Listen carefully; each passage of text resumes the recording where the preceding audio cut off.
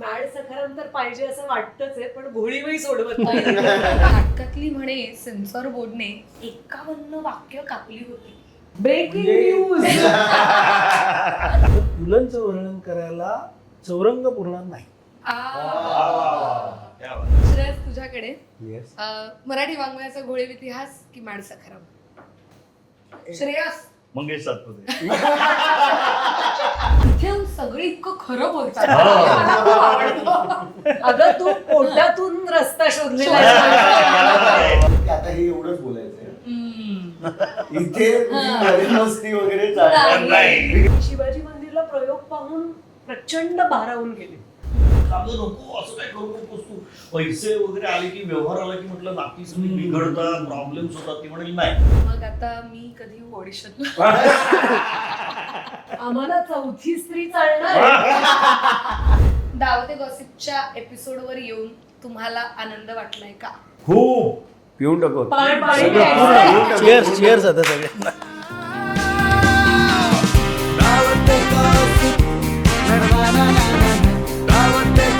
चला चला, काय वेळ घालवताय? ऑडियन्स आलेत तिकडे. तिसरी घंटा होऊन जाऊ दे, पडदा उघडा तो.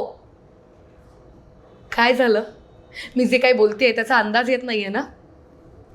झेन एंटरटेनमेंट प्रस्तुत दावते गॉसिपच्या आजच्या भागात आपण भेटणार आहोत मराठी वाङ्मयाचा घोळीव इतिहास आणि मॅड सखाराम या दोन्ही नाटकाच्या टीमला. मी तर खूप एक्सायटेड आहे, कारण प्रायोगिक नाटकाची मंडळी पहिल्यांदाच दावते गॉसिपच्या एपिसोडवर येत आहेत. आज आपण आलेलो आहोत ते म्हणजे दादरमधील गोखले रोड येथील चौरंग या हॉटेलमध्ये. मस्तपैकी मराठी पदार्थांचा साज असणार आहे आणि असणार आहे ती गप्पांची दावत. चला तर मग.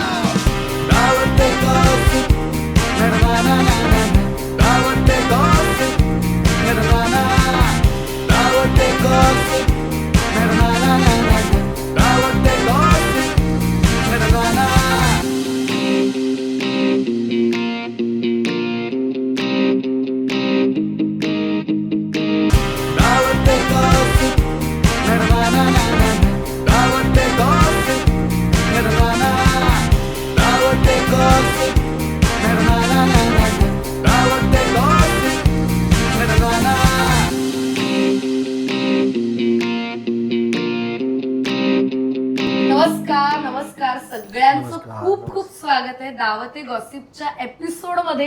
एवढी कमाल बहार मंडळी आलीत, खूप छान वाटतंय. 2 नाटकांचं निमित्त आहे मंडळी. एक तर म्हणजे मॅड सखाराम आणि दुसरं मराठी वाङ्मयाचा घोळीव इतिहास. अशा 2 प्रायोगिक नाटकाचं औचित्य घेऊन ही सुंदर कमाल बहार मंडळी आपल्या एपिसोडवरती आलेली आहेत. सगळ्यांचं मी मनपूर्वक स्वागत करते. आणि आता आपल्या समोर बसलेत ते म्हणजे लेखक दिग्दर्शक मंगेश सातपुते. त्यानंतर बाजूला बसलेत ते म्हणजे लेखक मुकेश माचकर सर. त्याचबरोबर अभिनेत्री आणि निर्माती सोनाली कुलकर्णी. आणि या दोन्ही नाटकांमध्ये विविध पात्र करणारा असा हा श्रेयस वैद्य. जोरदार टाळ्या होऊन जाऊ देत अखंड टीम साठी. आज आम्ही तिहेरी भूमिकेत होतो. हो, म्हणजे आम्ही आता तू सांगतच लेखक दिग्दर्शक, हं. मुकेश तर पत्रकारितेतलं मोठं नाव आणि लेखक, मी अभिनेत्री आणि निर्माती. हा आणि आम्ही सगळे मिळून आता खाण्याची भूमिका खवय्ये असण्याचा रोल सादर करणार हो आहोत. हो, नाही तो आमचा आग्रह असतो. दावते गॉसिप वरती येणाऱ्या प्रत्येक पाहुण्याला आम्ही भरभरून खायला घालतो आणि त्यांनी आम्हाला भरभरून द्यावं अशी आमची अपेक्षा असते. आणि ते सगळं आज होणार आहे. तुमच्या समोर छान श्रीखंड, पुरी, बटाट्याची भाजी, बासुंदी आणि पापड सांगता येणार नाही याला, कुरडे, मिरगुंड, या छोट्या वाटीत लोणचं आहे. आई ग. तर हा जो मराठी पारंपरिक साज आहे हा तुमच्यासाठी आहे. याचा आस्वाद तुम्ही घ्या आणि मला तुमच्याशी मनमुराद गप्पा मारायच्या आहेत. मुकेश सर, तुमच्यापासून मी सुरुवात करेन. तुम्ही शुभारंभ केला पाहिजे असं म्हणजे. मराठी वाङ्मयाचा घोळीव इतिहास, कसं काय हे नाटक तुमच्याकडे आलं? तुम्ही ते लिहिलं, काय प्रोसेस होती? काय सांगाल या अनुभवाबद्दल? माझ्याकडून सुरुवात करायची असली तरी खरी सुरुवात मंगेशकडून होते. 2018 साली पुलंची जन्मशताब्दी होती. तर मला असं वाटलं की आपण काहीतरी त्यांच्या साहित्यावर एखादं नाटक करावं, कारण अभिवाचन करण्यामध्ये मला इंटरेस्ट नव्हता. तर मी माझे जे पत्रकारितेतले सहकारी आहेत सुनील कर्णिक सर, त्यांना फोन केला आणि त्यांना विचारलं की मला अशी एखादी साहित्यकृती सांगा पुलंची, किंवा असं एखादं पुस्तक सांगा की ज्याला कोणी हात नाही घातलाय, नाटक केलंय किंवा काही केलंय त्याच्यावर असं. तर त्यांनी मला पटकन सांगितलं की मराठी वाङ्मयाचं गाळीव इतिहास नावाचं पुस्तक आहे मंगेश, छोटंसं 75 पानाचं, ते वाच. मी गेलो, वाचून काढलं आणि मग पुन्हा सरांना फोन केला, सुनील कर्णिकांना. मी म्हटलं आता मला आवडलंय, खूप भारी होईल त्याच्यावर, वेगळा विनोद आहे आणि साहित्याचा त्याला बेस आहे. तर मी म्हटलं की मला नावं सांगा. तर त्यांनी मला नावं सांगितली, प्रवीण टोकेकर, श्रीकांत बोजेवार, पराग पाटील आणि मुकेश माचकर, असे 4, आणि सगळे पत्रकारच पुन्हा. तर तू यातला कोणाला निवडशील असं त्यांनी मला सांगितलं. तर मी म्हटलं, मी असं सोपं गणित मांडलं की मी तेव्हा मीरा रोडला राहिला होतो, तो माझ्या शेजारी मुकेश राहतो. म्हटलं की अरे पुस्तक द्यायला आणि काय म्हणणं आहे मॅम तुमचं? इथेच आपण मागं पडलो ना. आपण यांच्या जवळ राहत नाही. मी लगेच मुकेशकडे गेलो, ते पुस्तकाची झेरॉक्स दिली आणि 8 दिवसात मग माचकरांनी नाटक लिहून दिलं. तर त्याच्यातली गंमत अशी आहे की गरज ही जशी शोधाची जननी असते, तशी गरज ही नाटकाची पण जननी असते. त्या काळामध्ये मी लेखन हा माझा उदरनिर्वाहाचा एक व्यवसाय होता, काही फिक्स्ड कामं आणि काही इतर. त्यामुळे वेगळं काहीतरी एक सुपारी आली तर ती नाही म्हणता येत नव्हती. गरज संपल्यानंतर काय होतं ते मंगेश सांगेल, कारण गेली 7 वर्ष तो नाटक मागतोय माझ्याकडे, पण आता मला गरज नाहीये, काय मिळत नाहीये त्याला. इथे येऊन सगळे इतकं खरं बोलतात, मला खूप आवडतं. अगं तू पोटातून रस्ता शोधलेला आहे. तर त्यामुळे जेव्हा त्यांनी तो प्रस्ताव आणला तेव्हा त्याच्यातली अडचण काय होती, तर ते झटपट करायचंय, दीर्घांक स्वरूपात करायचंय. हे पुलंचं सर्वोत्कृष्ट पुस्तकांपैकी एक पुस्तक आहे, पण यातला विनोद हा पुलंचा जो लोकप्रिय विनोद आहे, मध्यमवर्गीय माणसांवरचा, चटकन कुणालाही समजेल, हसायला येईल असा विनोद नाही. तो विनोद समजायला सुद्धा तुमची एक वाङ्मयीन पात्रता लागते, थोडी ओळख लागते, माणसांची नावं माहिती असायला लागतात, त्यांचे संदर्भ माहिती असायला लागतात. आता ज्ञानेश्वरी आणि भावार्थ दीपिका हे एकच आहे, हे जर माहीत नसेल तर तो विनोद तुमचा वाया जाणार आहे. तर हे अशा प्रकारचं थोडं जड पुस्तक आहे ते. आणि ते पुलंच्या बाकीची सगळी तुम्ही पुस्तकं पाहाल तर ती परफॉर्मरनी लिहिलेली पुस्तक आहे. You can perform immediately.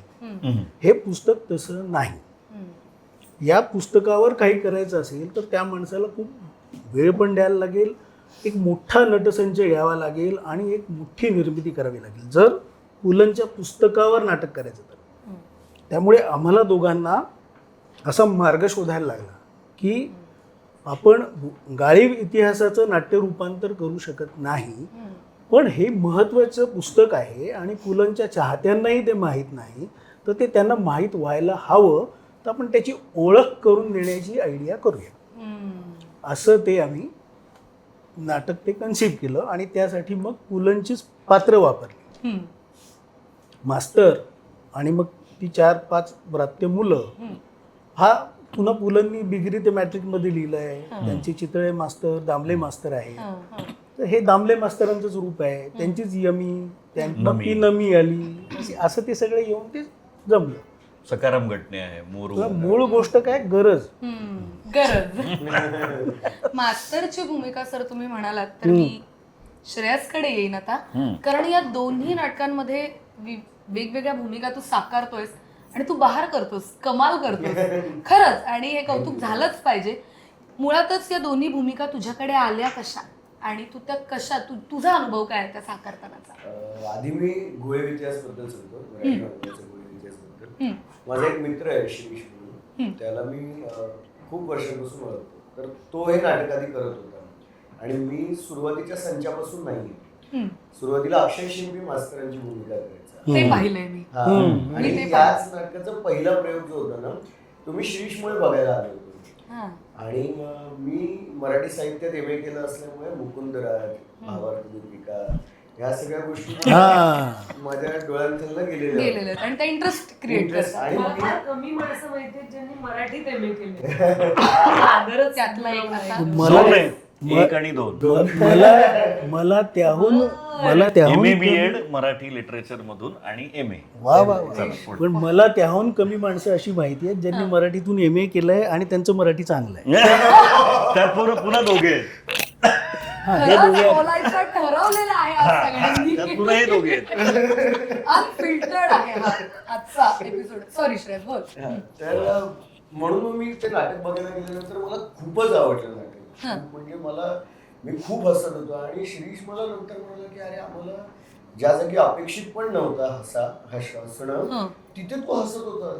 म्हटलं मला कळत होतं हे काय म्हणताय कुठलं पुस्तक आहे फुलेंचं आजपर्यंत. नंतर मग म्हणाला की असं पुस्तक आहे. ठीक आहे. आणि तेव्हा मी मंगेश दादाला ओळखत पण नव्हतो. मी नाटक बघून त्याला भेटून वगैरे गेलो आणि नंतर काही एक वर्षांनी वगैरे त्याला मी म्हटलं की मला मंगेश दादासोबत काम करायचं. काही कर त्याला सांग. म्हटलं आता या नाटकात तर शक्य नाही करतोय पण तू सांग दादाला. म्हटलं काहीही सांग मला काम करायचं. तर नंतर मग दादाने मला एकदा डबिंगसाठी बोलवलं होतं. म्हणाला की श्रेयसला बोलव त्याला काम करायचं नाही. ठीक आहे बोलवलं. माझी आणि दादाची ओळख झाली आणि नंतर अक्षय शिंपीला जमणार नव्हतं पुढे नाटक कंटिन्यू करायला. आणि सुदैवाने दादा मला म्हणाले की तू काय करतोयस. काय गोळी म्हटलं करेन लगेच आलं तुझ्याकडे. हा म्हटलं नाटक बघितलंय तर मी म्हटलं हो लगेच करेन. आणि तेव्हा पृथ्वी करत होता. एक शो केला होता टॅगचा. बऱ्याच अनुभवी आणि कमाल लोकांच्या नशिबात हे आलेलं आहे नाटक. नाही मास्तरची व्यक्तिरेखा करा आणि नंतर मग चला हवा येऊ द्या असं हा लकी रोल आहे. अत्यंत कमालीचा लकी रोल आहे. पुढे आम्ही कुठे ऋतिक रोशन किंवा शाहरुख खानला. तर मग मी दादाला म्हटलं की ठीक आहे करूया म्हणून. आणि मी रिहर्सलला गेलो. तालीम सुरू झाली आणि नेमकं तेव्हा कोरोना आला आणि नाटकाचा पहिला प्रयोग पण झाला नाही म्हणजे माझ्यासोबत. पण नंतर जेव्हा कोरोना वगैरे सगळं ओसरलं तेव्हा दादाचा मला फोन आला की श्रेयस आपण मराठी वाङ्मयाचा गोळी इतिहास पुन्हा सुरू करतोय आणि मी आता हे सुरू करतोय कारण तुझी तालीम झाली आणि तुला प्रयोग मिळाला नाही. तर मला ते फार भरून आलं की कोणीतरी आपल्या तालमीचं एवढं चीज करण्यासाठी परत प्रयोग चालू करते. मला खूप छान वाटलं. आणि मग नंतर तिकडनं मग हा प्रवास सुरू झाला गोळी इतिहासचा. आणि हा चालू असतानाच दादा मला खूप आधीच म्हणाला होता की श्रेयस माझ्या डोक्यात एक नाटक बोलतंय. म्हटलं कुठलं. तो म्हणाला भगवान श्री सखाराम बाइंडर नावाचं मुलांनीच लिहिलेलं नाटक आहे ते माझ्या डोक्यात घोळतंय तर आपण ते कधीतरी करूया. ठीक आहे. आणि खूप आधी बोलणं झालं होतं आमचं. आणि जेव्हा हे सगळं सुरू झालं तेव्हा मला दादा म्हणाला आपण करतोय नाटक. अशा दिवशी तालीम इथे आहे. पहिला दिवस इकडे असं आहे तसं तू ये. ठीक आहे पण मी काय करणार आहे. तू ये तुला सांगतो तू काय करणार. म्हटलं ठीक तू ऑडिशन वगैरे तुला कशाला ऑडिशनची गरज आहे. तू ये पाहिल्यानंतर महिन्यांची तालीम केल्यानंतर तू ये. म्हटलं ठीक आहे. आणि मी गेलो तेव्हा मला दादाने अशी स्क्रिप्ट दिली दाऊदची भूमिका तू करतोयस. म्हटलं अरे दादा मी वाटेल केलं तू करतोयस दाऊदची भूमिका. म्हटलं ठीक आहे चालेल कर. आणि मग वाचन वगैरे सुरू झालं. आणि मग मॅट सखारामच्या त्या स्क्रिप्टमध्ये ना कंसात बरीच वाक्य आहेत. जसं विजय तेंडुलकरांच्या नाटकाचं ते म्हणजे सखाराम बाइंडरचं ते विडंबन नाही म्हणता येणार पण त्याच्यावरनं घेतलेलं नाटक फॅन्टसी आहे. हा फॅन्टसी. तर विजय तेंडुलकरांच्या नाटकात जसे कंस खूप वापरलेले असतात कंसात खूप गोष्टी लिहिलेल्या असतात तर तसं पुलंनी या नाटकात रंगसूचना खूप लिहून ठेवल्या. आणि त्या खूप वेगळ्या पद्धतीचे आहेत. काय करायचं याच्यापेक्षा काय सांगायचंय लोकांना हे जास्त होतं. उपरोधिक आहे. तर ते ओघाओघाने दादा मला म्हणाला की स्क्रिप्ट वाचताना ना रंगसूचना श्रेयस तू वाच सगळ्या. तर मी म्हटलं ठीक आहे. आणि मी एकदा वाचत होतो. दाऊदची पण भूमिका करायचो आणि रंगसूचना पण वाचायचो. आणि मग रिडिंग चालू असतानाच दादा एकदा म्हणाला की श्रेयस आपण असं केलं तर रंगसूचना त्या खूप कमाल आपण तुला स्टेजवर आणूया त्या रंगसूचनांसकट लेखक म्हणून प्रतिनिधी लेखकांचा प्रतिनिधी म्हणून. आणि म्हटलं मग दाऊदसाठी बघू कोणतरी. पण तू रंगसूचना तू बोलला पाहिजेस लेखकांचा प्रतिनिधी म्हणून तू ये आणि तू बोल. अरे हे उत्तम रोल मिळाला म्हणतो. दाऊद करायला आवडतच होतं मला त्यात खूप मजा मस्ती होती आणि तिथे पण मी खूप वात्रटपणा करतच होतो तसे. पण मग नंतर इथे आल्यावर दादा म्हणाला की आता हे एवढंच बोलायचंय, इथे मजा मस्ती वगैरे चालणार नाही. मी म्हटलं चालेल, हे चालेल, लेखकाची भूमिका मिळत असेल तर हे चालेल. आणि मग मॅड सरकार माझ्या आयुष्यात आली. वेडेपणा आहे हा, ठार वेडेपणा आहे. एक कसं काय होईल, काय गोष्टी जुळून येतील, you never know. For example mad Sakharam ह्या नाटकाचा भाग सोनालीताई आधी नव्हती, पण नंतर ती कसा झाली हे आम्हाला जाणून घ्यायला आवडेल. त्यामुळे हा प्रश्न खास तुझ्यासाठी आहे. काय वेड लावलं या नाटकाने तुला, तुझा काय अनुभव, तू कधी ते नाटक बघायला गेलीस, त्याचा भाग होऊन बसलीस, तुला कळलं नाही का बहुतेक, काय अनुभव होता? मला असं वाटतं हे आपण सगळं बोलतोय ना, हा खरा क्रिएटिव्ह प्रोसेसचा भाग आहे की अशा प्रकारे गोष्टी घडत असतात. एरवी कसं असतं, कुठलं ऑपरेशन असलं की तारीख मिळते, ऑपरेशन ठरतं, सर्जनला बोलवलं जातं, ऑपरेशन सक्सेसफुल होतं किंवा नाही होतं मोस्टली. तसं आपल्या कलाक्षेत्रात घडत नाही, कारण याच्यात आपल्या भावभावना गुंतलेल्या असतात आणि आपण तसे बेहिशोबी होत सगळेजण त्या बाबतीत. तर मी जेव्हा मॅड सखाराम बघायला गेले होते तेव्हा मला पटकन असं संदर्भ लावता येत नाही की मी सखाराम बेंडर केलंय म्हणून मला मंगेशनी बोलवलं असेल, याच नात्याने मी नाटक बघायला गेले होते असं नाही. मंगेशनी बोलवलं होतं, मला त्याचं काम यापूर्वी त्यांनी जिथे जिथे ऍक्टर म्हणून काम केलंय ते मला आवडलं होतं. त्याचा प्रामाणिकपणा मला आवडला होता स्क्रीनवरचा, आणि मला वाटलं जावं बाबा याचं नाटक. आणि मी मंगेश आणि मुकेशच्या आधीच्या नाटकाबद्दल खूप ऐकलं होतं, त्यामुळे मला तो जास्त ओळखीचा आणि जवळचा वाटला, तर मी गेले नाटक बघायला. आणि मी शिवाजी मंदिरला प्रयोग पाहून प्रचंड भारावून गेले, कारण आपल्याला इतका वेगळा दृष्टिकोन मिळतो मॅड सखाराम मधनं, तो माहीतच नव्हता. फक्त सखाराम बेंडर हे नाटक माहिती होतं, ते समजून घेण्यात बरीच अक्कल कामी आली होती किंवा मोठं होता आलं होतं ते समजून घेताना. आणि सगळ्या गोष्टी ऐकल्या होत्या की कसा त्यांना विरोध झाला, किती त्रास झाला, बाइंडरचे दिवस वाचलं होतं, किंवा सखाराम बाइंडर करताना तेंडुलकरांकडनं खूप काय काय ऐकलं होतं. ते सगळं मला आठवलं जेव्हा मी मॅड सखाराम पाहिलं. प्रयोगाच्या नंतर जास्त आठवत राहिलं. प्रयोग बघताना मी निखळ त्या प्रयोगात गुंतून गेले होते. इतका अप्रतिम बांधलाय मंगेशनी तो प्रयोग. त्या सगळ्यांची कामही अतिशय छान आहेत. आणि ते नाटक मला जास्तीत जास्त आवडत गेलं विचारात. म्हणजे नाटक तुम्हाला विचार करायला भाग पाडतं. पुलंनी ज्या अत्यंत खेळकर पद्धतीने पण टोकदार शालजोडीतले मारलेले आहेत प्रेक्षकांना, ते पोचतात आपल्याला. कारण आपल्याला तेवढं तर मराठी येत असतं, आपल्याला तितकं कळत असतं. आणि असं वाटलं की जो विरोध त्या काळी या नाटकाला आणि नाटकातल्या मंडळींना भोगावा लागला, सहन करावा लागला, त्याचं उट्ट काढलं पुलंनी. की असा त्रास देणार आहात का, तर या इकडे तुम्हाला मी 2 गोष्टी सांगतो.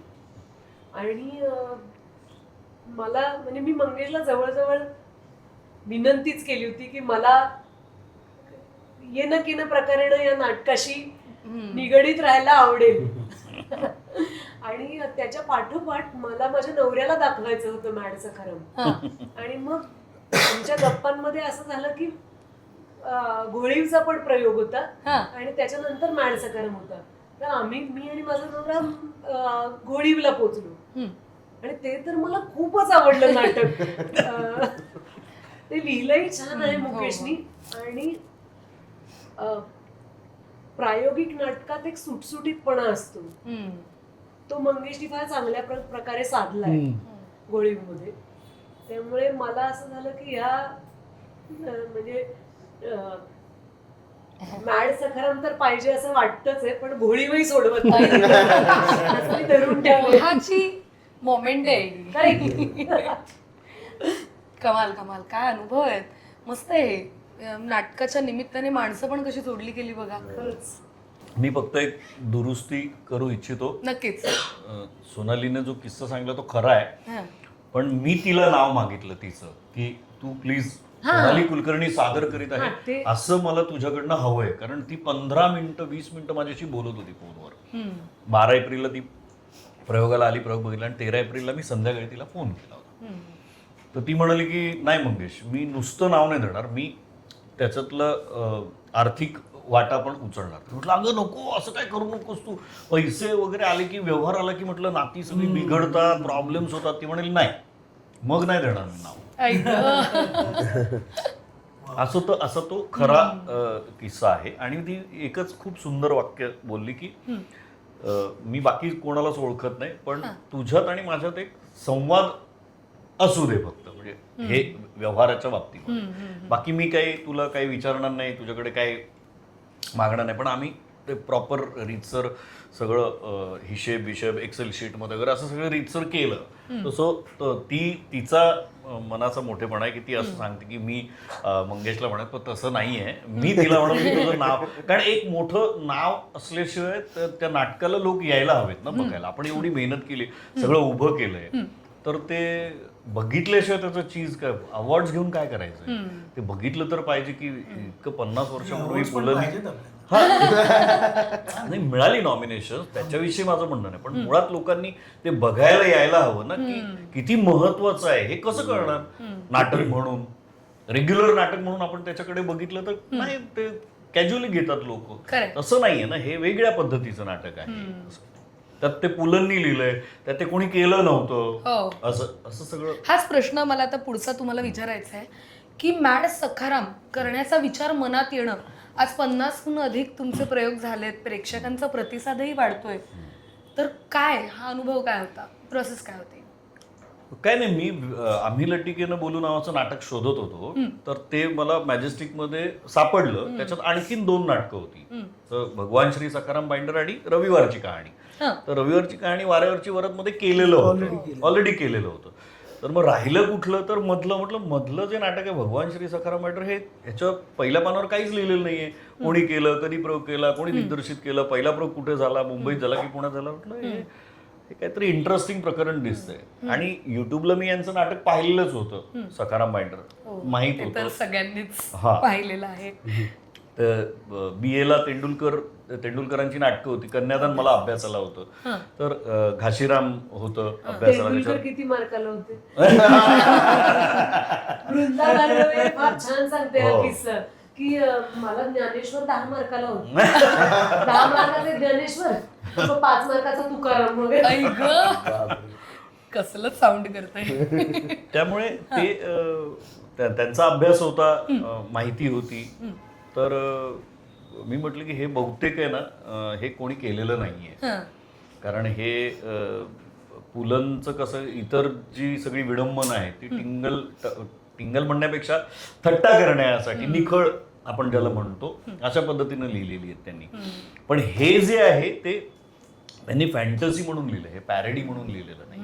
तर त्यांना काहीतरी म्हणायचं, त्यांना काहीतरी सांगायचं, त्यांना प्रतिक्रिया म्हणून लिहिलेलं आहे. हे मला जाणवलं आणि मी एकटाच हसत होतो ते वाचत असताना. आणि मग मी ठरवलं की नाही, हे आपण काही करून करायचं. ह्या टप्प्यावर आमच्या सगळ्या प्रेक्षकांचं असं होत असेल की काय हे कोणतं नाटक आहे, इमिडिएट बेसिसवर ते असं.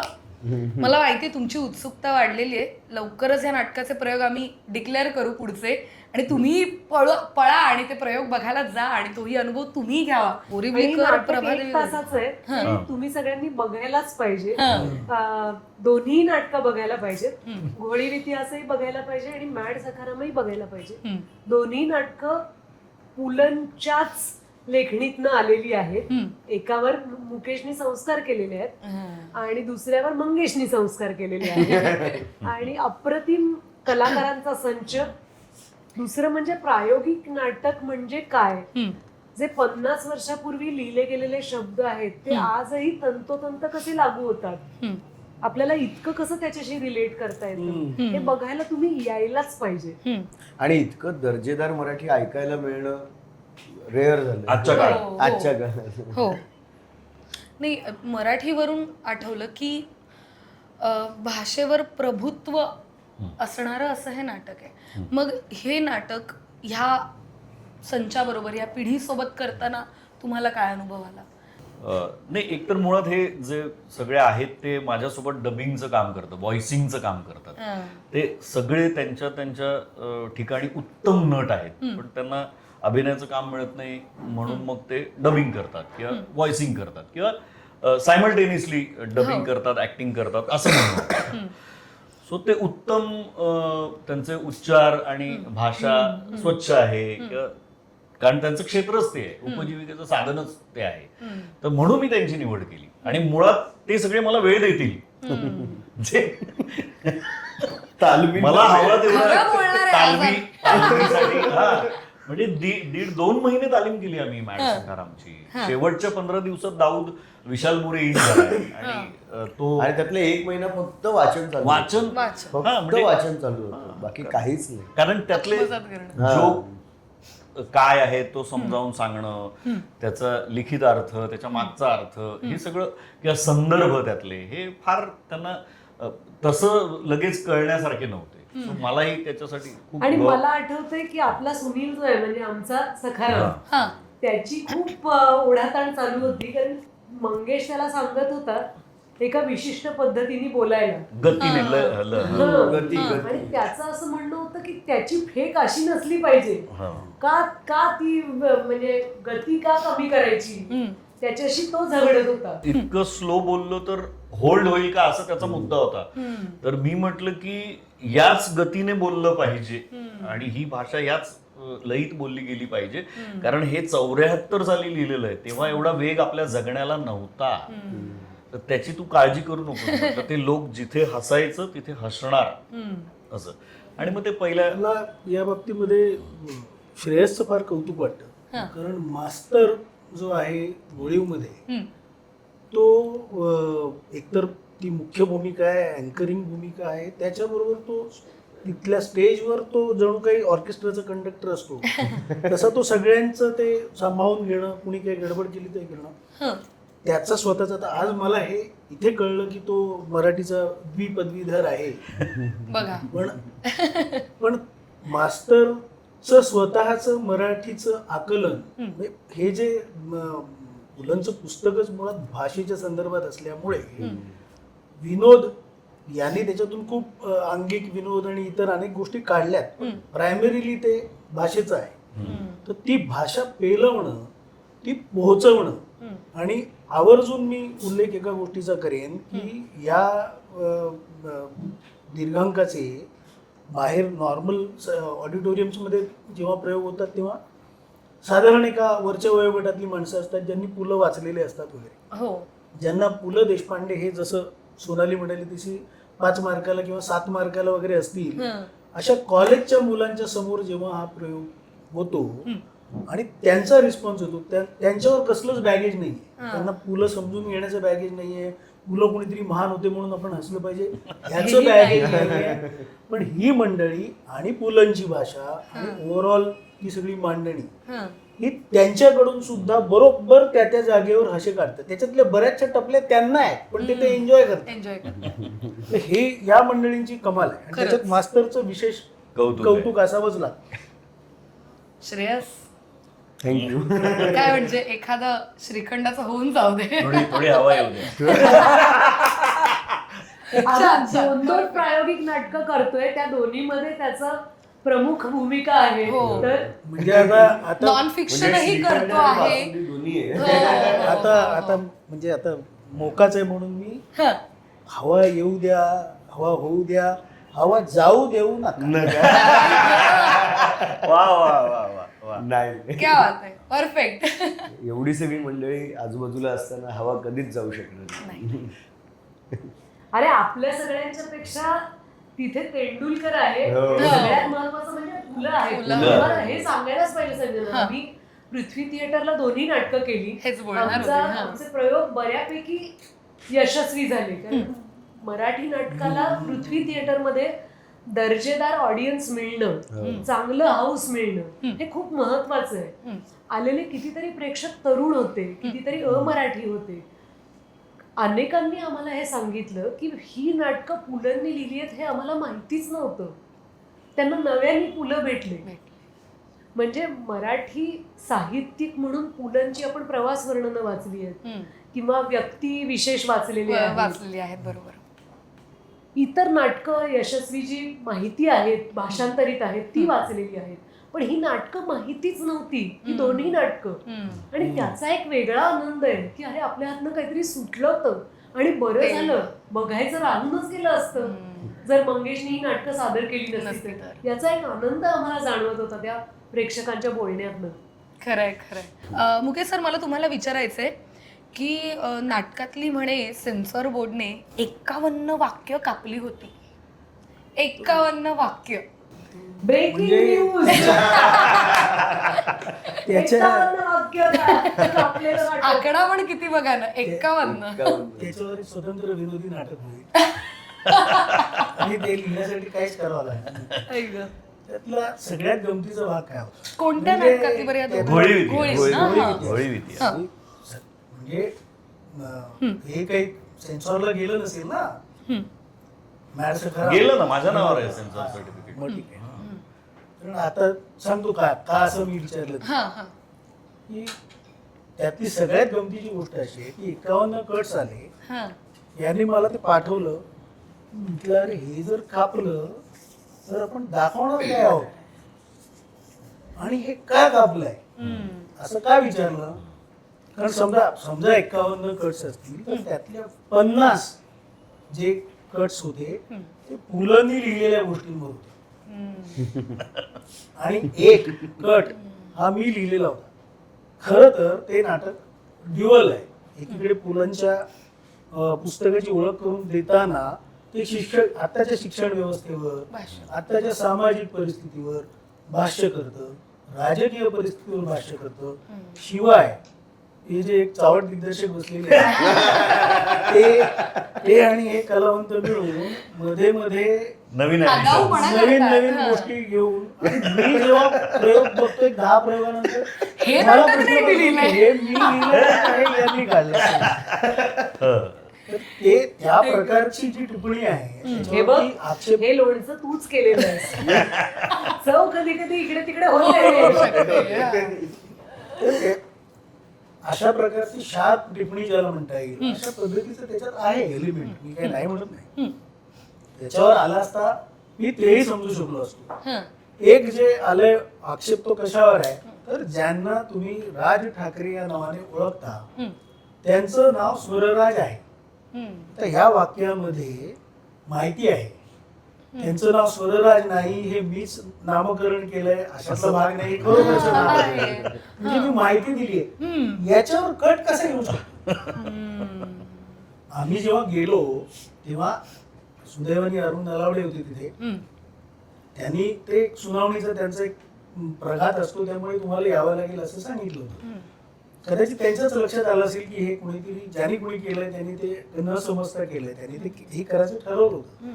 मग तिथे ओव्हरऑल मी त्यांना हेच विचारलं की म्हणजे तुम्ही कापलंय काय हे तर विचार करा. एक्झॅक्टली पुलंचे जे शब्द मी वापरले आहेत किंवा पुलंच्या सिच्युएशन्स तेच तुम्ही त्याच्यावर हे केलं म्हणजे तुमचं पुलंना आक्षेप आहे. विचार करा की उद्या पेपरमध्ये याची बातमी काय आहे. ही आली नाही. पत्रकार म्हणून जी भूमिका तुम्ही घेतलेली आहे सर, अचूक अगदीच. हा अनुभव गाठीशी असला की हे असा अप्रोच असतो. पण आपण पुढच्या वेळी प्रयोगाच्या आधी हे सांगायला पाहिजे. हो ना, जरा त्यासाठी पण प्रॉब्लेम असा झालाय की त्यासाठी म्हणजे हे आता इतकं बिघडलंय की मंगेशला सुरुवातीला त्यातलं एक प्रकरण वाचून दाखवावं लागतं की हा पुलंचा विनोद आहे, पुलंनी हे असं लिहिलेलं आहे. कारण त्यात नामदेव आहेत, शिंपी समाज आहे, तुकाराम आहेत, वाणी समाज आहे. आज तुम्ही कुठल्याच शब्दावरती काहीच बोलू शकत नाही आणि त्याच्यावरती काही आक्षेप येतात. तुम्ही साक्षात पुलंनी लिहिलेल्या आणि झीच्या एका कार्यक्रमात सादर झालेल्या त्या साक्षीचा एक एपिसोड आहे तो पहा. त्या एपिसोडमध्ये श्रीकृष्णाची साक्ष वगैरे असा संदर्भ आहे. महाभारताचे संदर्भ आणि कृष्णाचे संदर्भ आहे ते त्यांनी त्यावेळच्या पद्धतीने मोकळेपणाने लिहिलेले आहेत, लोकनाट्याच्या पद्धतीने. त्याच्या खालच्या कमेंट्स वाचा. पुलंनी सुद्धा लेखणी बंदच करून ठेवली असते. आज पु ल सुद्धा ट्रोल झाले असते 100%. अशी परिस्थिती आहे. आणि तर म्हणजे गंमत अशी त्यांचं की- काय आश्चर्य वाटत नाही. त्यांनी ते कट्स आणले त्यात काय आश्चर्य वाटण्यासारखी खरं तर नाही आहे परिस्थिती. आणि गंमत अशी की हे एवढं आपण सेन्सॉरवर बोलतोय तेच 50 वर्षांपूर्वी मॅड सखरमध्ये सेन्सॉरवर सुद्धा ताशेरे ओढले पुलंनी. हा, त्यांनी कोणालाच सोडलं नाही. कोणालाच लेखक, सोडलं नाही. दिग्दर्शक, अभिनेता, अभिनेत्री, मंत्री, System. राजकारणी, सगळ्यांवर, सेन्सॉर बोर्ड सगळ्यांवर त्यांनी म्हणजे तोंडसूक घेतलंय आणि त्यांना कोर्टात उभं केलं आणि उलट तपासणी घेतली आहे त्यांची मॅड सकारामध्ये.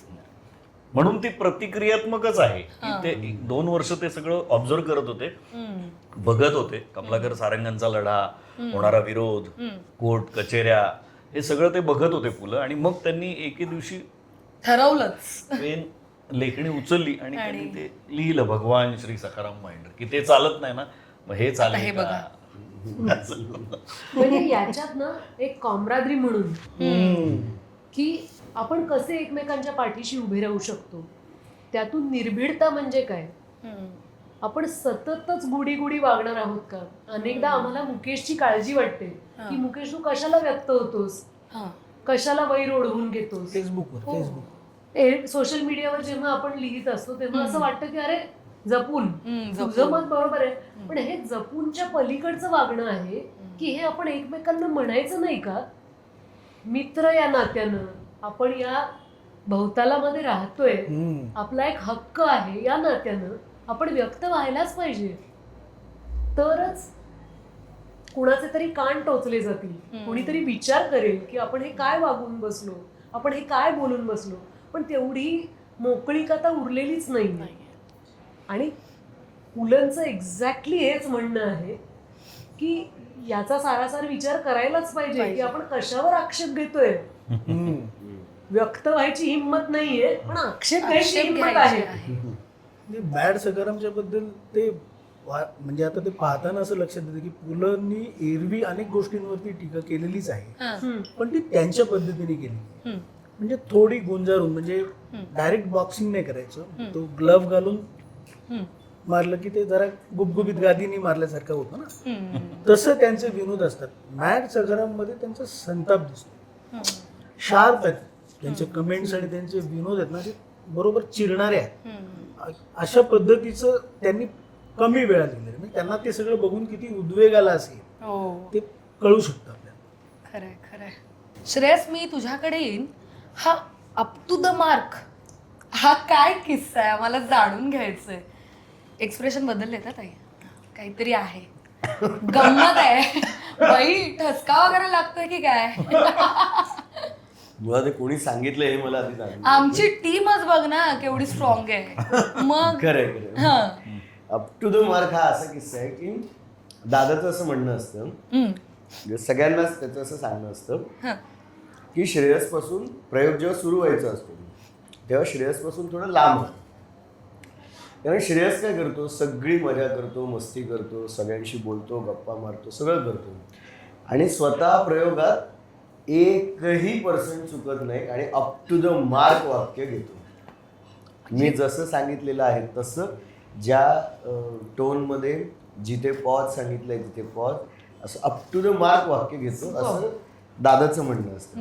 आणि त्यावर सगळ्या नटांचं, म्हणजे घोळीव इतिहास मधल्या पण आणि मॅड सकाराम मधल्या पण दोन्ही नटांचं असं म्हणणं असतं की हा लाडका आहे दादाचं म्हणून दादा असं आहे का झुकतं माप असं काही? नाही नाही, काय नाही. म्हणजे म्हणून अतिशय गुणी, मेहनती आणि अप टू द मार्क हा माझा शब्द असं, म्हणजे त्याचं ह्यांनी खूप विडंबन केलंय. म्हणून मग आम्ही आता काय करतो की जर कोणी चुकलं प्रयोगात किंवा काही फंबल वगैरे पडलं, अप टू द मार्क असं असं आम्ही घोषित केलंय. चालू प्रयोगात पण ते बघतात माझ्या, चालू प्रयोग तू तो मार्क चुकली ती.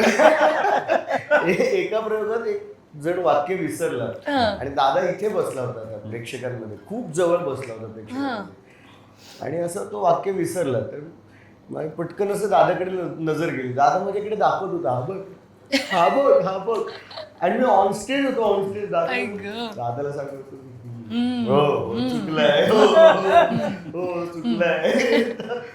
पृथ्वीच्या प्रयोगाला पण इथे बाजूला बसला होता. अतिशय सुंदर झालाय प्रयोग. हो ना. काही काहीच प्रयोग- चुकलं नाहीये. तिथे बरं काहीच ऐक ना चुकलं नव्हतं. श्रेयस हा नाही तिथे काही पृथ्वीच्या प्रेमाला काही चुकलंच नव्हतं. हा हा हा तो फक्त एक मुवमेंट इकडे इकडे यायची ती इकडे गेला काहीतरी असं झालं आणि मी असं दादाकडे बोललो हो हो म्हटलं अरे मी पण on stage आता हे आहे. जे अप टू द मार्क आहे हे तू खर तर त्याचं कौतुक करतो जे मी त्याच्याच तोंडातून वधवून घेतलंय. पण आता मला सांग मंगेश सातपुते दिग्दर्शक म्हणून त्यांच्यातली तुला आवडणारी एक गोष्ट, नावडणारी एक गोष्ट, न आवडणारी एक गोष्ट.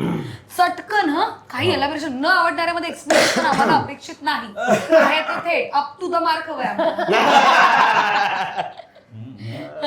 Basundi up to the mark. वा.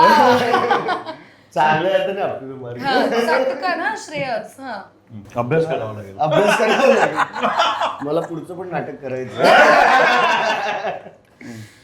न आवडणारी मध्ये खरंच काही असं नाहीये म्हणजे खोटं उत्तर द्यायचं म्हणून नाही पण खरंच असं काही नाहीये की न आवडणारी काही गोष्ट आहे असं काही मला तरी दिग्दर्शनाच्या बाबतीत मला काहीच वाटत म्हणजे काही असू शकतं ना म्हणजे आता तुम्ही अगदीच प्रयोगात पहिल्या रांगेत बसण्याच्या ऐवजी मागे कुठे एकच गोष्ट मला न आवडणारी आहे जेव्हा कोणीही म्युझिक वाला नसतो तेव्हा दादा स्वतः म्युझिक करायला बसतो आणि ते मला अजिबात आवडत नाही. का दादा स्वतः नाटकात रमतो आई ग आणि तो विसरून जातो की इकडे वा, क्यू music आहे आहे. इकडे क्यू आहे हे विसरून जातो. मी त्याला ऑनस्टेज सांगितलंय जा मोबाईल घे आता क्यू आहे. रमतो रमला आई होता गं. पूर्णपणे रमला होता असं बघत होता. या निमित्ताने मंगेश चाललं सर होतं तुमच्यातली त्याचं. एक वेगळीच बाजू हे नव्हतं आम्हाला हे फारच अप टू द मार्क आहे म्हणजे. म्हणजे मी आता मुलांना सांगतो की कोणालाही बोलवा संगीत करायला पण दादाला सरांना. बसवू नका. दादाला बसवूच नका. हा कन्फर्म आहे की त्या प्रयोगात संगीत येणार नाही. बाप रे अरे दोनच फ्यूज आहेत रे केवढं बोलताय. ते एक दोन सुरुवाती आले आणि होते का? पण दोन आले होते का?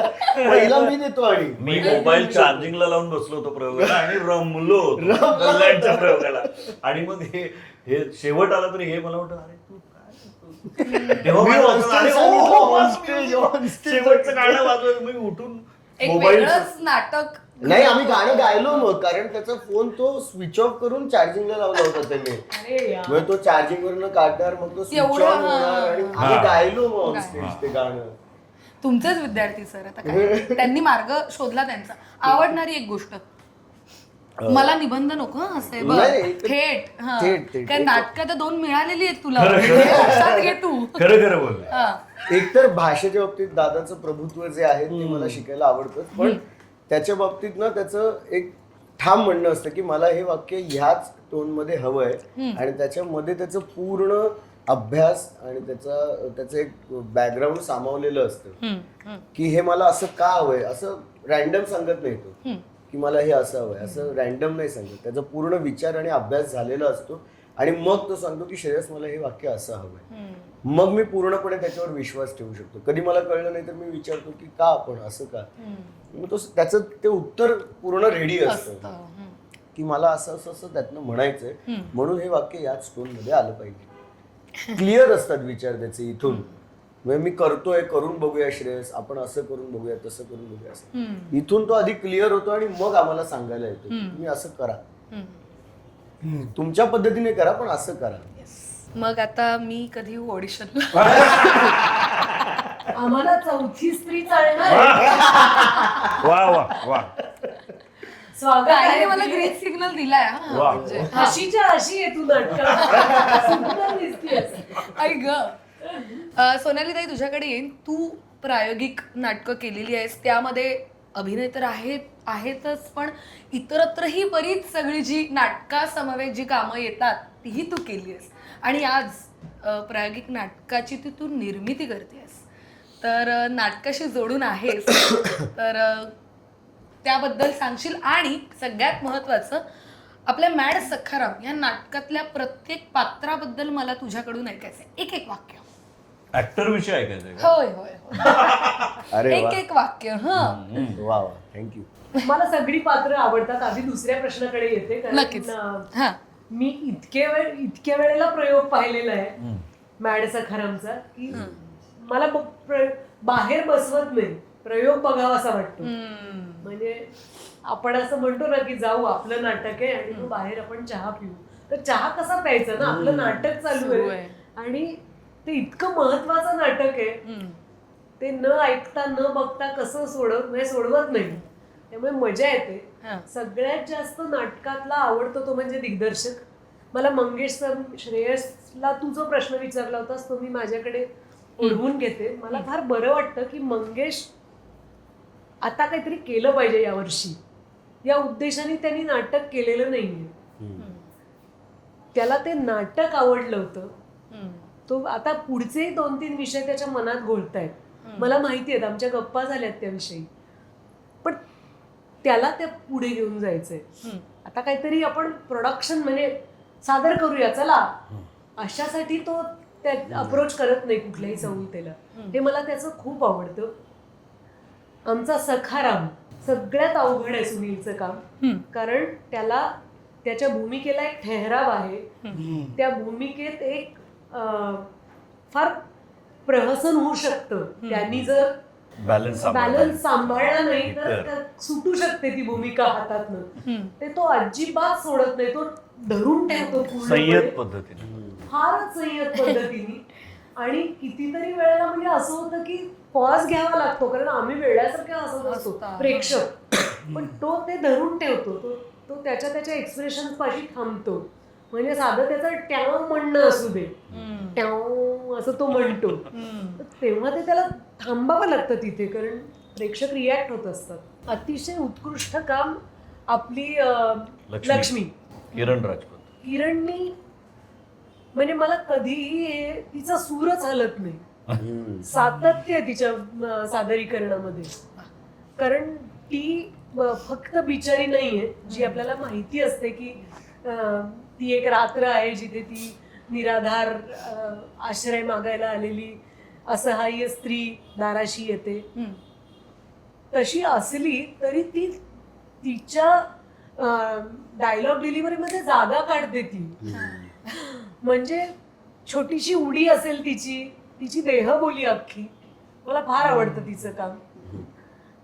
आमचा दाऊद विशाल मोरे, तो मोह झाला असता कुठल्याही ऍक्टरला की आपण थोडं जास्त लक्षवेधी काम करूया, असं ते पात्र आहे. अत्यंत संवेदनशील वाक्य त्याच्या तोंडी आहेत की मी का नमाज पडायला जातो, त्याचं उत्तर ऐकायला नाटकच पाहायला पाहिजे, पण तो ज्या सहजतेने आणि प्रामाणिकपणे बोलतो तिथे कुठेही आपल्याला असं वाटत नाही की अरे हा असं काय म्हणाला. अतिशय छान काम करतो तो. आमची चंपा अलका, तिच्यामध्ये जो ठसका हवाय तो तिच्याकडे आहेच. त्याच्या बरोबरीने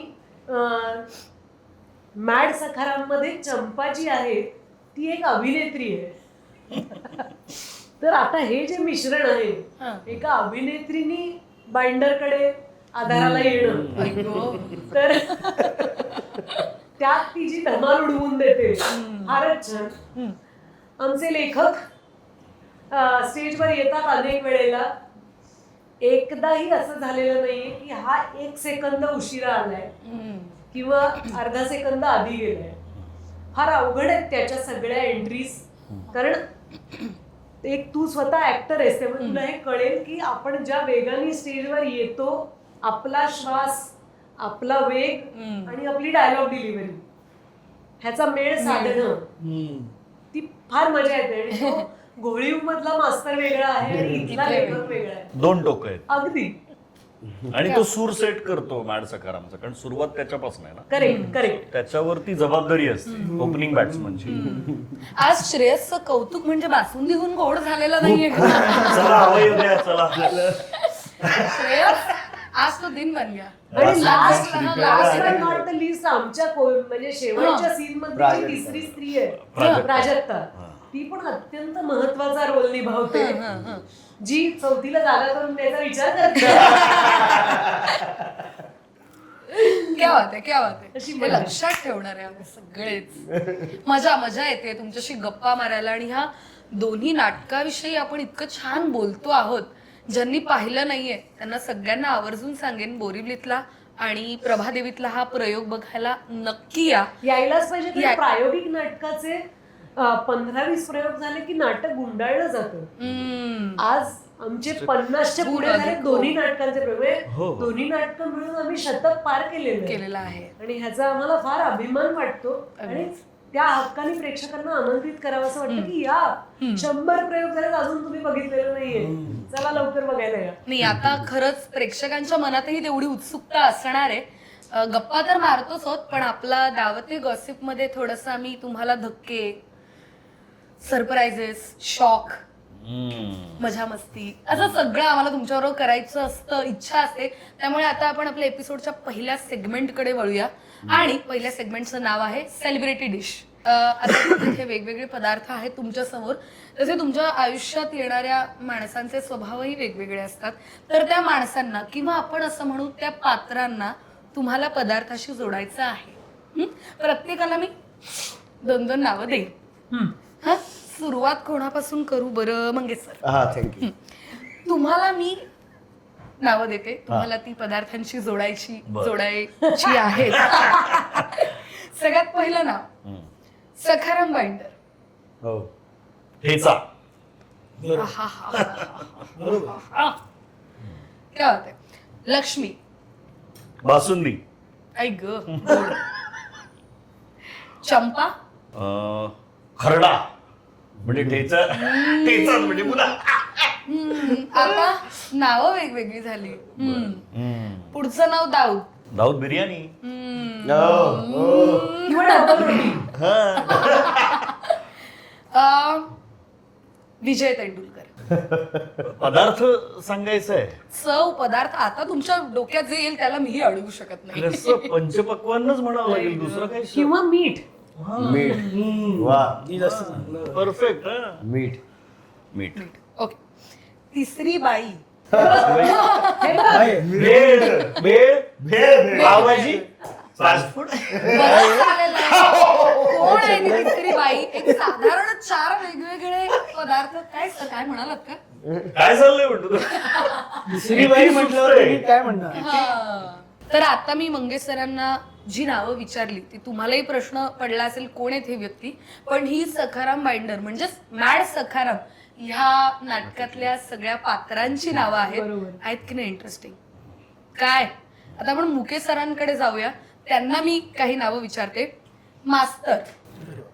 म्हणजे मास्तरच मी विचारणार आहे मला माहिती. मास्तर बाजूला बसलाही आहे. मला वाटतं मास्तर पोळी भाजी आहे. गाव अत्यावश्यक. होय की नाही? मास्तर म्हणजे पोळी भाजी, श्रीखंड पण कधीतरी अधून असो. बरंच काही येतंय रे श्रेयस. गणू. तूप. साजूक तूप. बरोबर. साजूक. हेच जास्त सांगतो. मदत करतायत हा, तुम्हाला. म्हणजे तेच बरोबर आहे. पुढचं पात्र मोरू. मला पदार्थ सांगता नाही येणार. तो खायचा पदार्थ नाही तो चुकून खाल्ला जातो. आता आम्हाला उत्सुकता लागलेली आहे. नाहीच का म्हणजे? बरोबर. बंडू. हा, बंडू म्हणजे काय म्हणता येईल त्याला? हा, म्हणजे टणकपणा आहे त्याचं. टणकपणा. म्हणजे एखादा शेंगदाण्याचा लाडू. शेंगदाण्याचा लाडू बराच नरम असतो. वडापाव. म्हणजे एखाद्याच्या घरी आपण जावं दिवाळीच्या फराळाला आणि मग फराळाचं ताट आलं की त्यात कधी कधी एखादा लाडू असा येतो की मग हातोडी मिळेल का असं विचारावं. चकलीचंही काही वेगळं होत नाही बऱ्याचदा. ती चकली आहे ना. बंडू आहे. क्या बात आहे. एवढं डिटेल मी मिस केलं ते. बरं पुढचं नाव यमी. खरं सांगू का, त्या यमी, नमी, बंडू हे सगळ्यांचं माझ्या डोक्यात मिळून एक मिसळ होते. आणि ती मिसळच मी कायम बघत आलेलो. त्यामुळे हे सगळे पदार्थ वेगवेगळे असे मला सोडवून काढता येणं कठीण जातं. खरंय. आता याच्यावर काहीच नाही बोलता येणार आहे मलाही. सहज सुटका करून घेतली. स्मार्ट. तर मराठी वाङ्मयाचा घोळीव इतिहास या नाटकातल्या पात्रांची सगळी नावं होती. यमी, नमी, गणू, मोरू, बंडू. हे नाटक तुम्ही अनुभवावं अशी आमची इच्छा आहे. याच्यानंतर मी श्रेयसकडे जाईन. श्रेयस, तुझ्यासाठी काही नावं. मंगेश सातपुते. चटकन तुझा हे बघ विचार, ह्याला विचार करायला लावणारच नाही मी. पनीर मसाला. बर. अरे मराठी वाङ्मय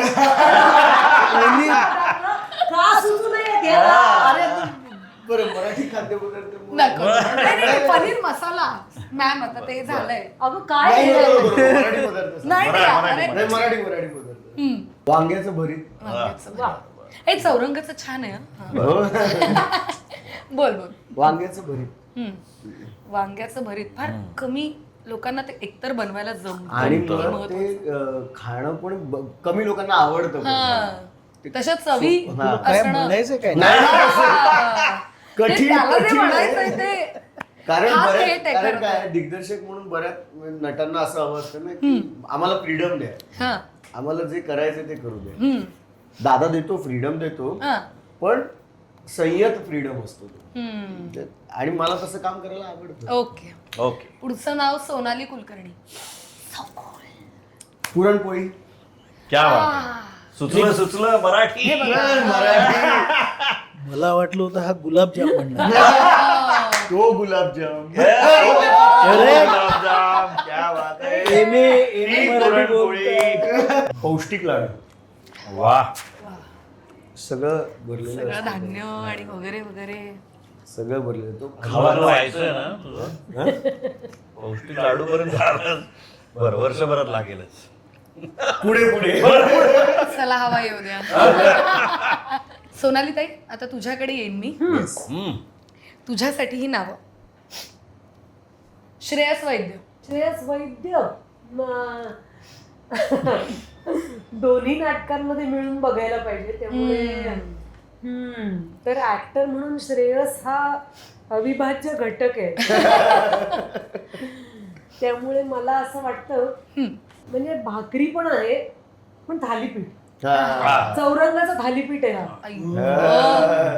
जे प्रचंड आवडलेलं अप्रतिम आहे असतं. सोनाली ताईला. हो. औरंगाची जाहिरात झालेली आहे. व्यवस्थित आणि एकदम काही असं जबरदस्ती न करता. वा वा. ते असं असावं. Up to the mark. Up to the mark. मी आता बोलणार होतो. आई गं. पुढे. कसं दिग्दर्शकाला बोलणार. पुढचं नाव मुकेश माचकर. मुकेश माझा जुना मित्र आहे. हं.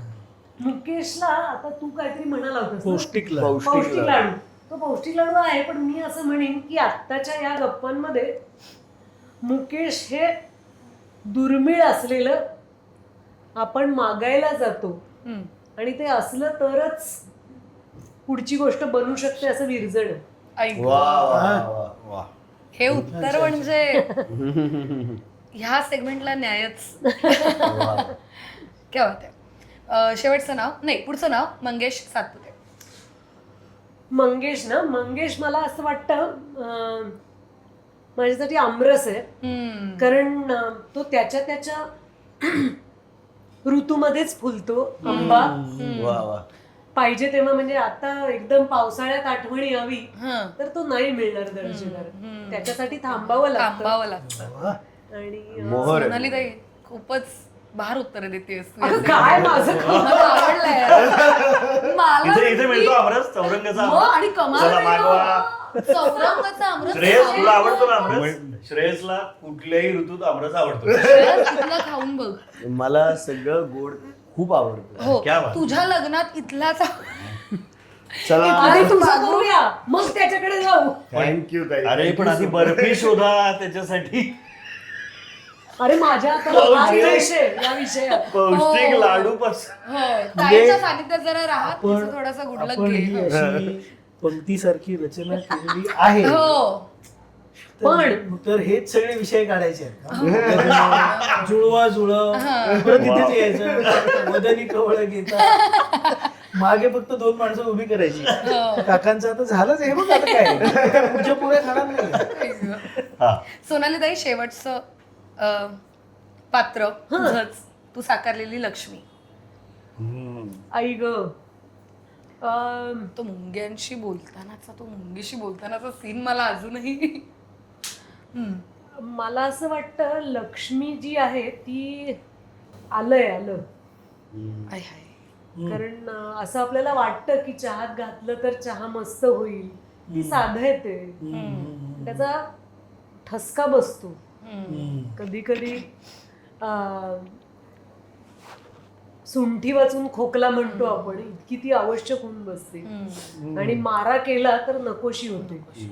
तर फार वरवरचं उत्तर आहे खरं म्हणजे, पण आत्ता सुचलं म्हणून.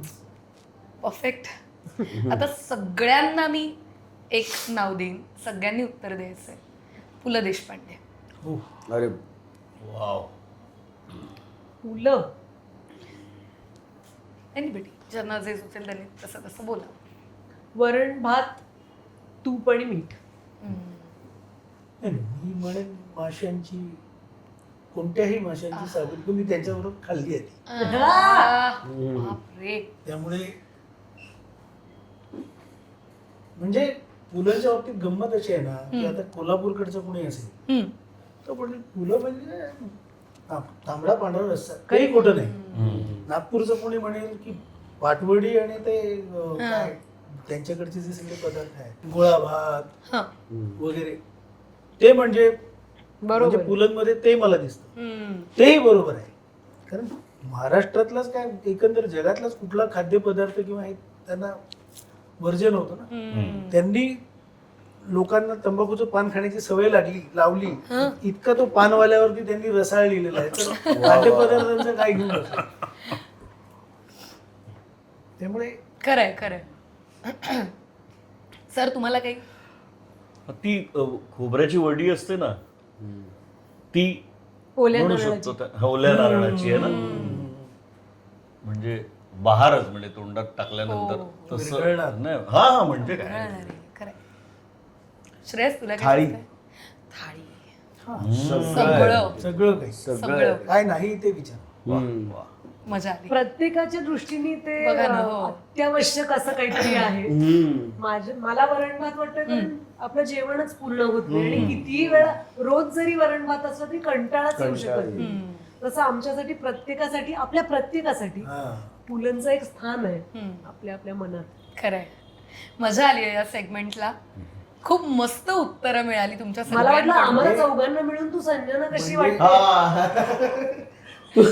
कसलं भारी आहे, काय आयडिया, ह्याच उत्तम विचारात कल्पना. Up to the mark. तुमच्या वतीने आणखीन एक प्लग इन करायचं झालं तर पुलंचं वर्णन करायला चौरंग पुरणार नाही. क्या बात आहे, क्या बात आहे. कसं बरं करायचं? क्या बात आहे. हे बघ, हा. 51 वाक्य त्यांनी कापली असली, तुम्ही एकही कापू शकत नाही. बहार. तर म्हणजे अशा आता संजनासाठी उत्तर देत. आयुष्य हो, हे ह्याला सुचलंय, ह्याला नाही, सुचलंय. मला सुचलंय. Go ahead, go ahead. नाही नाही बोल आता बोल. आपल्याकडे हे बघ अनफिल्टर्ड चाललंय सगळं. हा. हा. मला आठवावं लागेल मला. ग्रीन टी का बरं? म्हणजे अशी ही चवळीची शेंग आणि काही न खाता माझा बाई उपास आहे अशा ऍटिट्यूड मध्ये बसली आहे. त्यामुळे नाही नाही नाही नाही असं नव्हे. साबुदाणा खिचडी. ओ का बरं? ओके, आवडत असेल त्याला. वा वा वा वा वा वा. मी अशा रीतीने हा सेगमेंट थांबवते. आता असू दे, अजून 2 सभ्य पुरुष आहेत. वा वा वा. ताई मुख्य म्हणजे सरांचं मी कोण आहे? recommend आहे. हा, चल. असं पहिल्यांदाच घडलं असेल ना हो. की लोक गोत्यात येण्याच्या ऐवजी अँकरच उभे. म्हणजे खरंच कितवा एपिसोड होता? 14-15वा एपिसोड. पहिल्यांदा माझ्यावरतीच सेगमेंट वा वा. तरी तू सांगून टाक काय वाटतं काय ते तिच्याविषयी. काय पदार्थाचं नाव घेऊन टाक. एकीची शाळा सुरू झाली आहे आणि दुसरी कॉलेजला गेली हा. आहे. लेकी याच्या बोल रे बोल तसं स्वभावाने फार चांगलं आहे.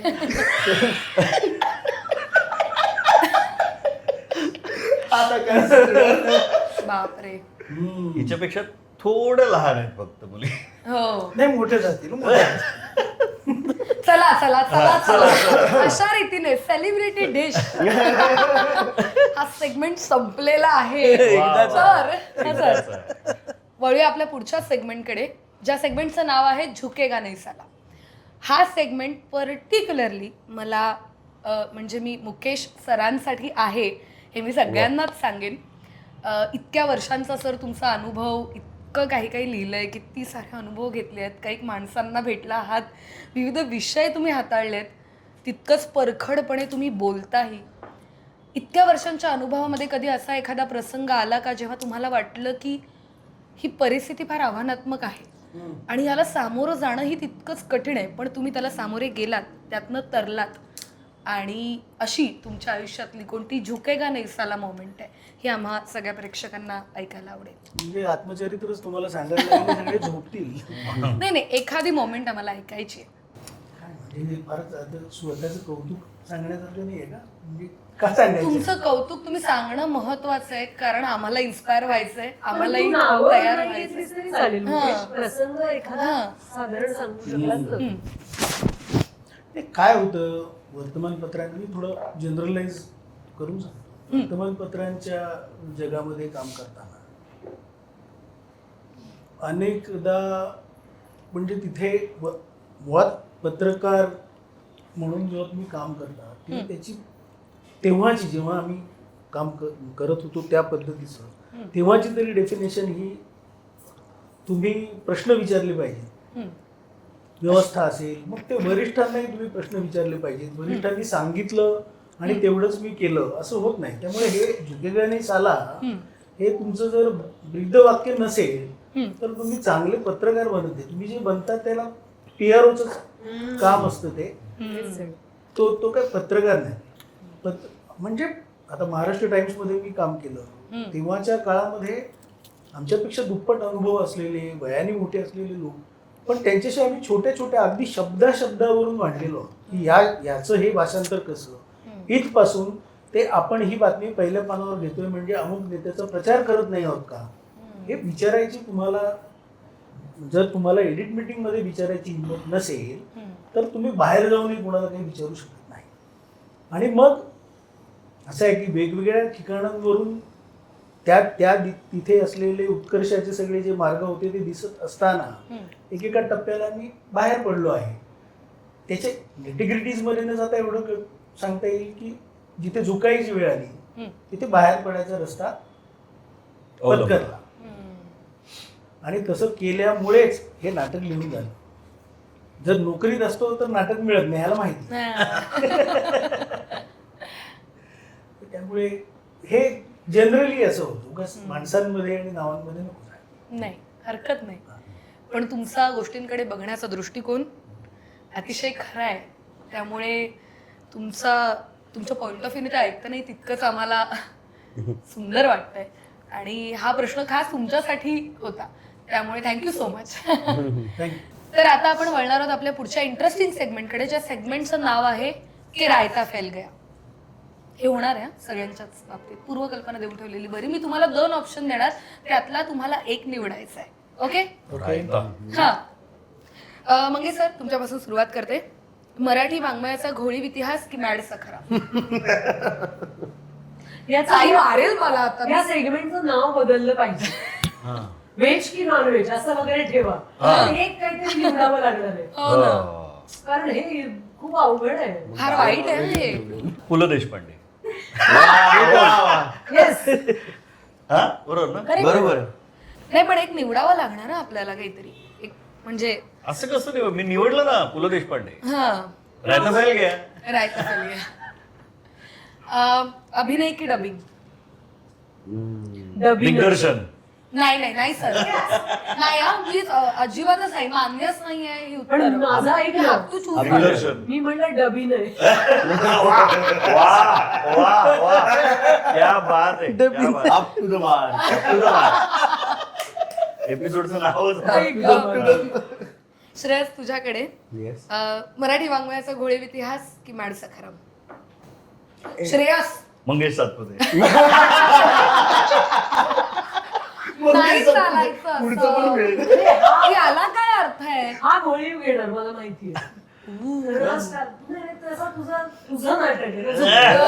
क्या बात आहे, तुझ्या वतीने देऊन टाकलं. नाही आता उत्तर द्यायचं म्हणून पण घोळी, Yes. कारण ते आधी आणि अरे क्या बात आहे, क्या बात आहे, व्हेरी गुड. नाटक की सिरियल? नाटक. लक्षात ठेवा उत्तर. हा, म्हणजे परत एकदा नाही ना, पण आपल्याला मॅथचे प्रयोग करायचे. अभिनय. नाहीच विचारणार तुला परत. कट करून टाकणार आहे मी. अरे अभिनय उत्तर ठेवा. बर वा. मुकेश सर तुमच्याकडे येईन. बोला. सोनाली की मंगेश? अरे ही काय तुलना आहे? मला तुलना नाहीये सर. हा म्हणजे तुलना नाहीच आहे सर, म्हणूनच हा प्रश्न आहे. अरे एक मित्र एक मैत्रीण याच्यात म्हणजे काय बघ ना हा? काय हे? रायतं नाही विष आहे हे. वा. विष म्हणजे आतापर्यंत इथे ज्या प्रकारची उत्तरं दिली गेलेली आहेत हा. ते पाहता सोनाली की मंगेश असं विचारल्यावर मी श्रेयस असं उत्तर देईन. वा वा वा अटूट मार्क. दोघांचं वाटून तिसऱ्याचा लाभ आहे. तरी आता एक इंटरेस्टिंग विचारते. Mangesh Satpute as a actor की as a director? As a director. Mangesh Satpute अभिनेता म्हणून काय गुणवत्तेचं आहे याची कल्पना मला आहे. फार पूर्वी मी त्याच्याबद्दल लिहिलेलं पण आहे. हो मठामध्ये रिव्ह्यू लिहिला होता कुरुक्षेत्र सिनेमाचा महेश सरांच्या मांजरेकरांच्या. तर त्यात माझा एक सीन आहे संजय दत्त सोबत. तर मुकेश त्यावेळेला परीक्षण सिनेमाचं परीक्षण आहे. तर त्यात माझं नाव आहे. तो जो रिव्ह्यू आहे तो मी जपून ठेवलाय. भारी. ती छोटी भूमिका आहे की काय तो महत्वाचा नाही, तो लक्षात राहणं हा महत्वाचा भाग आहे. माझं मत असं आहे की त्याला तसं न्याय मिळालेला नाही अभिनेता म्हणून. तो कदाचित त्याने दिला नसेल स्वतः, कारण तो दिग्दर्शनात अधिक रमतो असं दिसतं. पण तो दिग्दर्शक म्हणून मी अशासाठी सांगितलं की दिग्दर्शक म्हणून तो मोलाचा आहे. मी लिहिलेलं नाटक तो करतो आहे, पुढे आम्ही एकत्र काम करू वगैरे हा पुढचा विषय झाला. भाषेची समज, स्टेजचा संपूर्ण वापर आणि म्हणजे मी जे लिहिलं होतं ते इतक्या घाईत आणि स्क्रिप्ट सारखं लिहून दिलेलं होतं की त्याच्यात रंगसूचना नाही. मला सुद्धा मी काय लिहिलं होतं त्यातली कॅरेक्टर्स शब्दांमध्ये समजत होती, मी त्यांना व्हिज्युअली पाहू शकत नव्हतो. मंगेशनी मी पहिला प्रयोग बघितला तेव्हा माझ्या लक्षात आलं की हे लेखक आणि लेखकाच्या कामाचं दिग्दर्शक काय करतो ते मला पहिल्यांदा कळलं की त्याने तो उभा केला. त्यांनी ती प्रत्येक व्यक्तिरेखा कुठलीच त्याच्याबद्दल बोलणं न होता, मी रिहर्सलला गेलो नव्हतो, ते त्यांनी उभं केलं. तर ही करामत ज्यांना जमते अशी कमी माणसं असतील. आणि तो लोकप्रिय मार्ग जो आहे की विनोदी नाटक चालतं, पंचेस वाजतात, मग ते स्किटवाले पंचेस वाजतात, ते स्किटच सादर करू, काहीतरी गॅ असा आवाज काढला आणि तो लोकांना आवडला तर 1-1.5-2 मिनिटं एक नट तो आवाज काढतच थांबला असं मी स्टेजवर पाहिलंय. आणि लोक हसताय कारण तो प्रेक्षक त्या प्रकारचा आता कल्टिवेट झालाय. तर ह्या पद्धतीची प्रेक्षक शरण किंवा बॉक्स ऑफिस शरण नाटकं ही सगळ्यांना गरजेची आहेत. म्हणजे त्याच्यातूनच पैसे मिळणार वगैरे, पण एक सजगपणे यापेक्षा वेगळं काहीतरी देऊ हे जाणीवपूर्वक करणारा तो आहे दिग्दर्शक म्हणून. मला दिग्दर्शक म्हणून तो महत्वाचा वाटतो. येस, वेल सेड, करेक्ट. सोनाली ताई तुझ्याकडे येईन. मी आहेच का अजून? हो, आम्ही कोणालाच सोडत आता मुकेश की मंगेश असे विचारू नका. नाही. नाही. सखाराम बाइंडर की मॅड सखाराम? सुपर्ब. मला प्रश्नच आवडला. फार चांगला. सखाराम बाइंडर आता युट्यूबवर अमूर्त स्वरूपात आहे, त्यामुळे मॅड सखाराम, कारण आम्हाला त्याचे प्रयोग करायचे होणं फार आवश्यक वाटतं आणि त्याच्यासाठी खूप प्रेक्षक यावेत असंही वाटतं, म्हणून मॅड सखाराम. क्या बात है. ऍक्टर की प्रोड्युसर? एनी डे ऍक्टर, कारण मी ऍक्टर म्हणून जे कमावू शकते ते मी आनंदाने प्रोड्युसर म्हणून उधळू शकते मला आवडणाऱ्या नाटकांमध्ये. ऍक्टर. क्या बात है, क्या बात है. अशा रीतीने मला गंडवता या सेगमेंटचा सुंदर शेवट तुम्ही केलेला आहे. तर आता आपण एपिसोडच्या शेवटाकडे आलेलो आहोत आणि शेवट गोड व्हावा म्हणून चौरंग स्पेशल इथे मोदक आहेत सगळ्या आमच्या पाहुण्यांसाठी. त्याचा त्यांनी आस्वाद घ्यावा छान मस्तपैकी. आणि कसे वाटतायत चौरंगचे मोदक हे आम्हाला सांगा तुम्ही. आम्ही सांगणारच, पण त्याच्या आधी तुम्ही आम्हाला सांगा की मॅड सखाराम कसं वाटलं आणि घोळीव इतिहास कसं वाटलं. तर आम्ही राखून ठेवू आमचं, पण दिसतायच छान तेवढं. येस. अँकरने बघितलेलं नाहीये अजून, नाटक? नाही मी घोळीव पाहिलंय, मी मॅड सखाराम पाहायला येईल. गोळीव माझं नाही पाहिलंय. हो म्हणजे नाहीच पाहिलंय. तर आता आपण घ्या की मोदकाचा एक घास घेऊन जाऊ दे. बापरे. तर आता आपण वळणार आहोत आपल्या शेवटच्या सेगमेंटकडे, ज्याचं नाव आहे सिप द ट्रूथ. आणि हा जो सेगमेंट आहे, कधी नाही ते पहिल्यांदा असं घडणार आहे की हा सेगमेंट आपण बासुंदी सोबत तर बासुंदी पिता पिता हा सेगमेंट होणार आहे. अरे असे कलाकार कुठे मिळते? आणि तुम्ही दोघं तर त्याहूनही उपर पाणी पिता पिता सिप द ट्रूथ होणार मी आहे. लक्ष्मी ग साधी हो ती ना. टोटलर आहे मी. हो आणि एपिसोड 7च्या आधी सुरू आहे. तर या सेगमेंटमध्ये मी तुम्हाला एक प्रश्न विचारणार, ज्याचं उत्तर जर हो असेल तर तुम्हाला सिप घ्यायचे, Sip. नाही असेल तर no sip. Ready? Yes. Ready team? सगळ्यांसाठी एक प्रश्न, म्हणजे सगळ्यांसाठी असेल प्रश्न. Yes. येस. स्वतःचे डायलॉग कधी ऑन द स्पॉट विसरले आहात का? हो. नो. मी पण खरं तर केलं नाटकात काम, त्यामुळे मी पण येस. सर बर कधीच नाही. स्वतःची एंट्री कधी विसरलायत का? नाही. नाही. हे हो हो हो. आणि तुमच्या अप टू द मार्कने पण सिप घेतलेला आहे. पण मी विसरलो, पण मी आलो नाही असं नाही झालं. ज्या नाही, वेगाने तेच ते. ज्या वेगाने आलो होतो मी. हा बरोबर. हा. मी पण माझं असंच झालं होतं. मी ते नाटक बघण्यात एवढी रमले. सेम झालं होतं सेम. मी माझी माझी entry मला actually शोधत सगळं आली आठवलं. माणसं. अगं उठ तुझा सीन आलाय वगैरे असं. ते घडूच शकतं. हा. काय तंद्री लागते त्या मोमेंटला नेव्हर नो. आणि मी लहान होते. कॉस्ट्युम, नाटकातले कॉस्ट्युम म्हणून स्वतःचे कपडे कधी वापरलेत का? कितीतरी वेळा. ते एकदा. सगळ्यांनाच. आणि दुनियेसाठी नेलेत पण. डोंट वरी मी आणते वगैरे. अरे ते- मी आज पण स्वतःच आणले. हा. मी विसरलं तर तू बासुंदी प्यायला का विसरली? ऐक. बर. को ऍक्टरला सतवण्यासाठी ऑन द स्पॉट कधी डायलॉग्स मध्ये चेंजेस केलेत का? हो हो. कधीच नाही. कधी नाही. सर तुम्ही केलेले दिसत आहेत. शाळेत होऊन जाऊ दे की मग एखादा सीप. आहे म्हणूनच पोट भरणार आहे. येस. शेवटचा तुमच्या सगळ्यांसाठी प्रश्न, दावते गॉसिपच्या एपिसोडवर येऊन तुम्हाला आनंद वाटलाय का? खूप. पिऊन टाकू. पाणी प्यायचं. Cheers, cheers आता सगळे. क्या बात आहे, खूप क्या मजा बात आहे, आली. क्या बात आहे. चिअर्स. वा, वा, वा.